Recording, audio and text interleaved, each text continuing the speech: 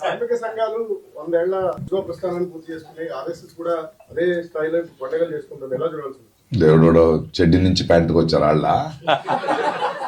వాళ్ళు ఎవరు రాళ్ళు నాకు చెప్పరా? వాళ్ళు ఈ దేశం స్వతంత్రానికి ఆ గ్రూప్ నుంచి ఇద్దరు పేరు చెప్పమని చెప్పరా. ఇద్దరు పేరు ఆర్ఎస్ఎస్ నుంచి స్వతంత్ర సంగ్రామంలో మనం దేశానికి స్వతంత్ర దేశం మనదంటారు కదా, ఆ మొత్తం ఆర్ఎస్ఎస్ లో ఇద్దరిని చెప్పరా. ఇద్దరు ఒకరైనా చెప్పమని చెప్ప. లేదు, అదొక సంస్థ కాదు, అది ఈ దేశానికి పట్టిన విషం. మీరు భారతదేశాన్ని ఒక సరోవరం అనుకుంటే బ్రహ్మరాక్షసుడు ఉన్నాడు. ఇప్పుడు ఆడికి 100 ఏళ్ళు అయింది. ఆ సరోవరం మీద ఒక కమలం ఇలా వికసించింది. మీరు ఆ పూత కొట్లాడుతున్నారు కాదు, మీరు కొట్లాడి దాని వేరుంది కదా ఆర్ఎస్ఎస్.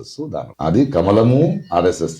ఆ బీజేపీకి అమ్ముకున్న కొన్ని పక్షాలు ఉన్నాయి కదా, అవి కూడా ఆర్ఎస్ఎస్. బ్రహ్మరాక్షసుడు కనిపించట్లేదు, ఇంకో రూపంలో వస్తున్నాడు.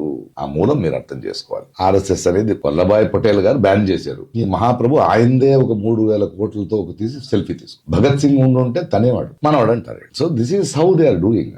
అదొక సంస్థ, అదొక ఇది అంటే కర్ర పట్టుకుని తిరుగుతుంటారు. అది ఏకే పట్టిస్తారంటారా? ఏ దేశం మీద వెళ్తారో ఏం చేస్తారు, వాళ్ళ కవాయితులు చూడాలి.